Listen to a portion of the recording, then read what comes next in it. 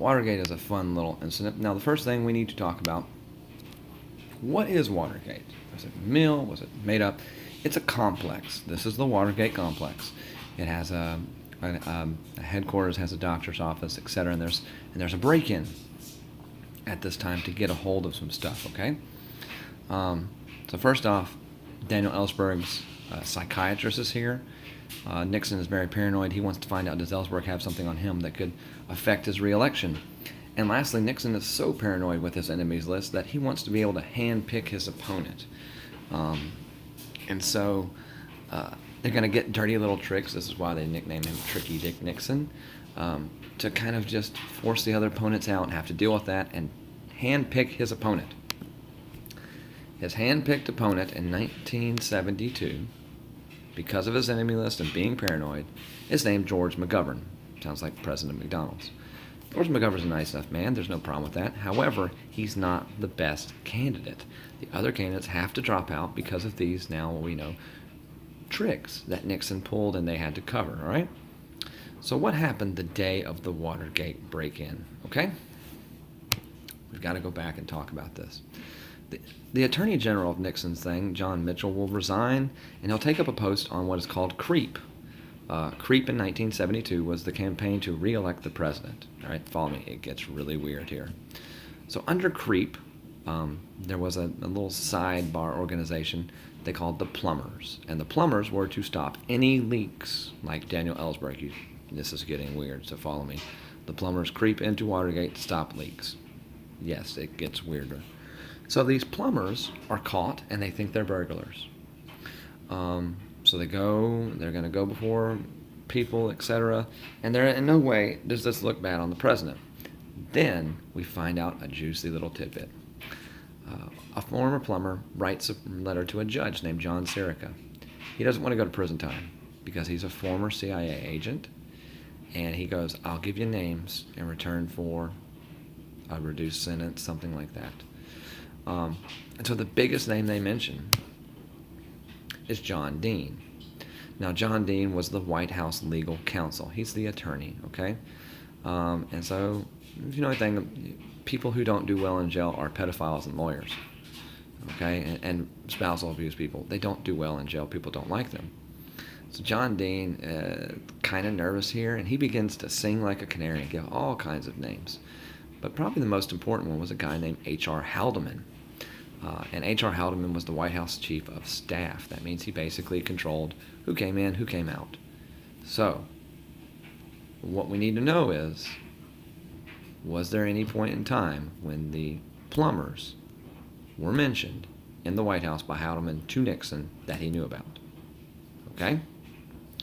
Now, for a long time, conversations in the White House had been taped. Okay, so the Senate begins to open a hearing against Nixon, led by Sam Irving, and they want the tapes. That's all there is to it. Now, Nixon flat out refuses to give them the tapes. And it's called executive privilege. I'll come back to this and talk about this in a second. Executive privilege is where you do not give up sensitive matter because it could be an issue of national security. In short, Nixon says, I can't give you the tapes because we're talking about communist revolution, and people could think that it was time to take over the country in a communist coup. Okay? He's trying to use the same kind of scare tactic we had in World War I, World War II, and that is, national security is more important than personal freedom. The problem is we're in the 70s. So the Red Scare is kind of tapering off. It's still kind of real, but not as scary as it was. And so this little cartoon I wanted to give you to explain executive privilege. Tyler, I'm pleased to know you're interested in politics, but you cannot withhold your homework by invoking executive privilege. Basically, he's saying that he might have written something that could have caused national security, and he can't turn it in. So, can't happen. All right? So, big question is, got to get the tapes, right? Okay. To make this even more interesting when this is going on, Nixon's vice president, Spiro Agnew, will quit because he's a tax evader. Okay? So 10 days before a significant thing called the Saturday Night Massacre, Spiro Agnew resigns due to tax evasion. Nixon will choose as his replacement Gerald Ford. And we'll come back to Gerald Ford in a minute because he's interesting. Now, what's the best way to get the Senate off your back so they're not messing with you? You hold your own investigation. So Nixon goes out and hires a special lawyer named Archibald Cox, or Archie, and his job is to handle the Watergate thing internally, to make an assumption and to try to get the Senate to back off, okay? The problem is, Archie looks at all the evidence that he's given, for that matter, and he tells the president, in my opinion, the best thing for you to do is give him the tapes, and if you have nothing to hide, you'll be fine. Nixon's infuriated. However, he cannot fire Cox because there's a thing in the government that says if somebody hires you, you have to wait 90 days, etc. So Nixon can't do it. So he begins going through his people and trying to find. So he goes with the head attorney of the United States. His name is Elliot Richardson. Okay? He goes, Elliot Richardson, I want you to fire Archie. Elliot Richardson goes on TV and he resigns. He goes to Ruckelshaus, who's the deputy attorney general. He resigns. So he finally finds somebody, the Solicitor General Robert Bork, to fire Archie Cox. So this event in 1973 we call the Saturday Night Massacre. And it's where two high-profile people in the government, okay, will resign, and another one is fired over these tapes. And so this is crazy, okay? Now, Nixon says it was for defiance, but Nixon's not allowed to fire him. It was Cox. And so there you go. That's the Saturday Night Massacre. Now, what does Nixon do then? Nixon goes, okay, he told me to go tapes. I'm going to give you the tapes. However, I'm taking out the part about communism. He edits the tapes, okay? So when they get the tapes, not only are the parts edited about communism, but also anything that could potentially link to Watergate. There's a lot of gaps. And so from this political cartoon here, the saying Nixon had was, I am not a crook. So you can see that there with something taken out. I am a crook, right? You put them together. And so the Senate begins to dig even further, and he's still citing executive privilege. And finally the Senate goes, you know what? There's only one thing to do with this. Take him to the Supreme Court and let the Supreme Court decide if executive privilege is right in this case. And it's a court case in 1974 of U.S. versus Nixon. All right? Now, the question here is executive privilege. And the court overwhelmingly decides Nixon must surrender the original unedited tapes. Okay? Now, included in that is what we call the smoking gun tape, and it's in your packet there. In the smoking gun tape, we have H.R. Haldeman, right here, Chief of Staff, talking to Nixon, and he mentions the break-in at Watergate. What should be done here?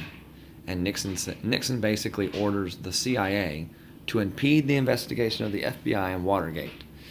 That's a misuse of power, and that is grounds for impeachment. So the Senate begins to draft impeachment against Nixon on the ground that he misuses power and ordered the CIA to impede the investigation of the FBI.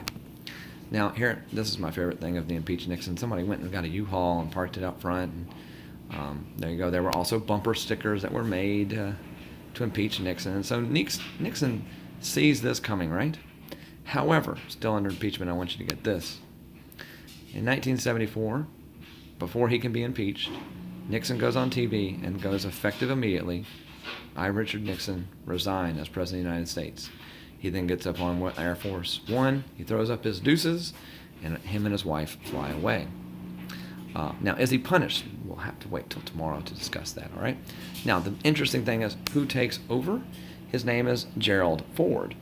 Now, Gerald Ford is an interesting character for the point that when we talk about him tomorrow, I'll tell you what he's known for. But Ford is the only president who's never elected president nor vice president. He's a replacement vice president who, when the president resigns, becomes president. And so that's a scary thought of how that works. But remember, we have presidential succession thanks to the Kennedy assassination. So he has to become president, okay? Otherwise, there would have been time to elect another one. Now, we have one more day to talk about the 1970s. It's really about Ford and Carter leading up to Reagan, all right? And so we'll talk about that here in just a moment.